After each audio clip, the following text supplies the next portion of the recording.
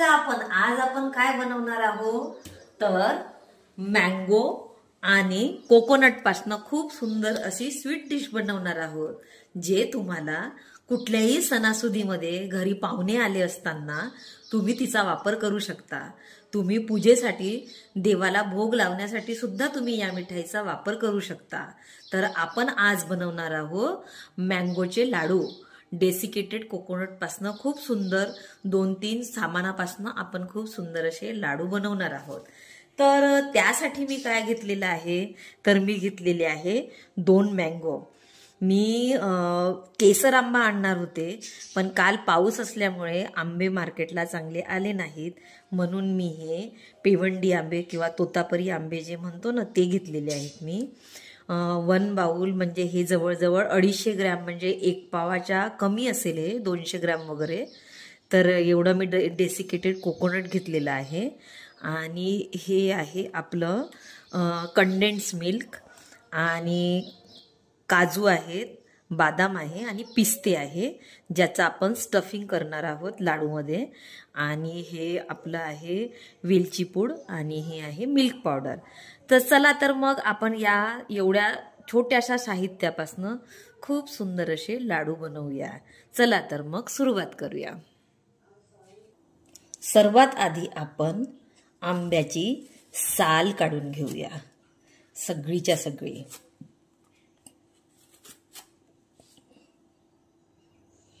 आपण सगळ्या आंब्याची साल काढून घेतलेली आहे। आपण बघू शकता आहात, मस्त असे स्वच्छ धुवून घ्यायचे। आणि आता याचे हे ज्या वरच्या बुंद्या आहेत ह्याही आपण काढून घेतलेल्या आहेत। आणि आता आपण याला कट करून घेऊया।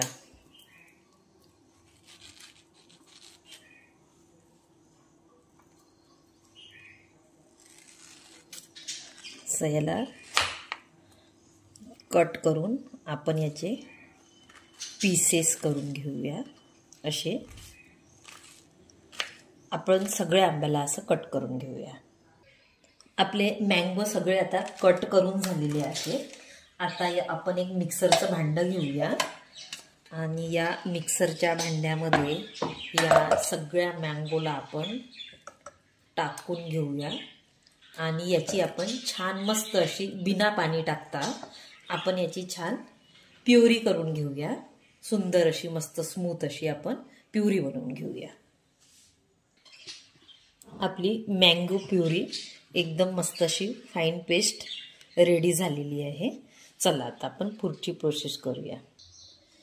इंडक्शन ऑन करूया, आणि इंडक्शनवरती आपण एक कढई ठेवलेली आहे। नॉनस्टिक पॅनचाच आपण सहसा वापर करायला पाहिजे, कारण काय होतं की आत्ता आपण याच्यामध्ये डेसिकेटेड कोकोनट आपण भाजून घेणार आहोत थोडंसं, कारण आपले हे जे लड्डू आहेत हे थोडे जास्त दिवस टिकले पाहिजेत म्हणून। ॲक्च्युअलमध्ये हे लाडू जेव्हा बनतात तर तेव्हा हे लड्डू जास्त दिवस राहत नाहीत, कारण ते बनतातच खूप सुंदर। पण जर इनकेस जर राहिले तर हे लड्डू आपले जास्त दिवस टिकले पाहिजेत, म्हणून आपण जवळजवळ 1 किंवा 1 मिनिट खूप झाला आहे, कारण मी हा जो पॅकेटवाला जो असतो नारळाचा केस, तर तो मी पॅकेटवाला घेतलेला आहे, त्याच्यामुळे तो तसा ड्रायच असतो। आपण जे ओलं खोबरं किंवा मग घरी काढलेल्या खोबऱ्याचा जर तुम्ही मिक्सरमधून जर कीस बनवत असाल तर त्याला तुम्हाला थोडं जास्त ड्राय करून घ्यावं लागेल, पण इथे याला जास्त ड्राय करण्याची गरज नाही, कारण हा ड्रायच आहे ऑलरेडी। पण तरी पण आपण याला 1 मिनिट आपण असं छान मस्त असं ड्राय करून घेऊया। आपण बघू शकता आहात की याचा कलर तर चेंज नाही केला आहे आपण, पण थोडंसं याला 1 मिनिटभर आपण याला असं मस्त ड्राय रोस्ट करून घेतलेलं आहे। तर आता आपण हे सारण बाजूच्या प्लेटमध्ये आपण काढून घेऊया, आणि लगेच ही कढई आपण इथे ठेवलेली आहे। त्याच कढईमध्ये आपण ही जी प्युरी आहे आंब्याची ही आपण टाकून घेऊया, आणि याला आपण 5-1 मिनिट तरी आपण याला असं छान घट्ट करून घेऊया, शिजवून घेऊया छान.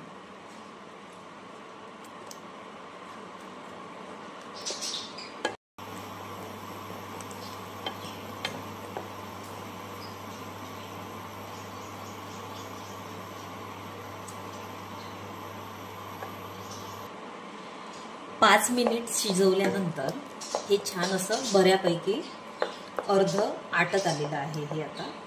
तर आता पेवंडी आंबे जे असतात किंवा तोतापुरी आंबे जे असतात ते कलरला पण थोडे फेंट असतात आणि चवीला पण थोडे गोड कमी असतात ते.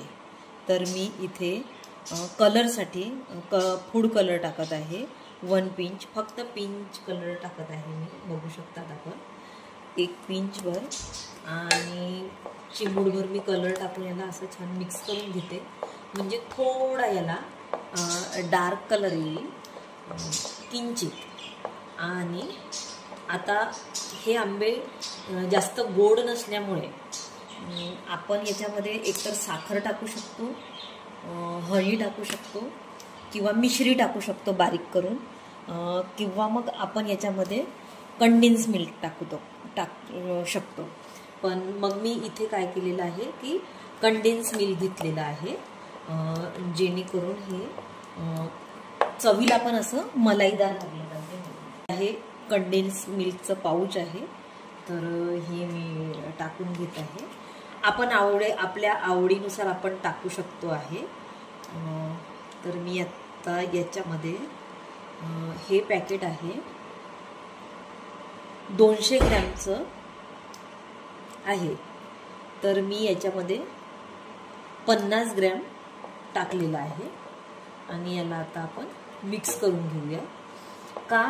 कारण जे लोक शुगरचे पेशंट आहेत, तर त्यांनी जर केसर आंबा, आपला हापूस आंबा जे खूप गोड असतात, जर त्याला तुम्ही जर असं आटवून घेतलं तर तुम्हाला त्याच्यामध्ये एक्स्ट्रा काही टाकण्याची गरज पडत नाही.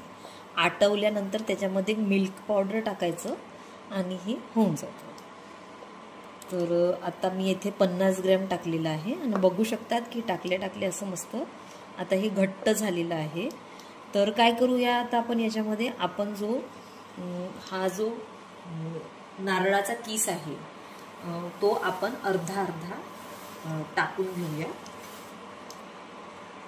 1 पावामधला मी 100 ग्रॅम टाकलेला आहे आणि याला आता आपण असं छान मस्त मिक्स करून घेऊया. तशी झटपट होणारी रेसिपी आहे.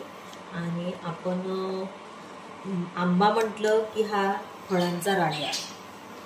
आंबा आपल्याला 12ही महिने जरी मिळाला तरी तो कमीच आहे खायला. तर आणि सणासुदीच्या दिवसामध्ये बाहेरचं खाण्यापेक्षा, मी तसं नेहमीच म्हणते की बाहेरचं खाण्यापेक्षा तुम्ही थोडीशी मेहनत करा आणि घरी चांगलं असं हेल्दी फूड बनवायला हवं, जे हेल्दी असतं आपल्या तब्येतीला, आपल्या आरोग्यासाठी जे चांगलं असतं ते खायला पाहिजे. तुम्ही शुगर पेशंटवाल्यांनी तर हमखास अशा घरी मिठाया बनवायला पाहिजे ज्याच्यामध्ये साखर पडत नाही. शुगर फ्री म्हटल्या जरी जात असलं तरी त्याच्यामध्ये साखर ही असतेच. नॅचरल गोष्टी ज्या असतात ना त्याच घ्यायला पाहिजे. तर हे बऱ्यापैकी असं घट्ट आलं आहे. तर आता हा गोळा आपण कढई सुटेस्तोवर असा मिक्स करून घेणार आहोत. आंबा बर्फी, खजूर बर्फी, त्याच्यानंतर अंजीर बर्फी, ज्यामध्ये बाहेरचा स्वीटनेस काहीच नसतो. मी एक अंजीरची बर्फी पण शेअर केली होती, ज्यामध्ये मी त्या अंजीरच्या जे गोडवा असतो त्यामध्येच ड्रायफ्रूट टाकून खूप सुंदर अशी अंजीरची बर्फी, ज्याच्यामध्ये खसखस, पंपकिन सीड्स असे बाकीचे सगळे सीड टाकून जी बनवली होती. आपणही आजकाल सगळ्यांना शुगर, हार्ट पेशंट, BP हे तर एकदम नॉर्मल झालेले आहेत आजार, आणि त्यासाठी हे आपण असं हेल्दी फूड खायलाच पाहिजे नक्की. सणासुदीच्या दिवसात काय नेमकं गोड करावं, बाहेरून काय आणायचं, त्या माशा गुंगावणाऱ्या ते कसं बनवतात आपल्याला माहीत नसते. त्यामुळे आपण हे असं हेल्दी फूड खायला पाहिजे. चला तर मग आता याला कढई सुटेस्तोवर आपण याला घट्ट करून घेऊया. आपण बघू शकतात की हे बऱ्यापैकी घट्ट झालेलं आहे। आता याच्यामध्ये आपण वेलची पूड टाकून घेऊया आणि याला छान आपण असं मस्त मिक्स करून घेऊया।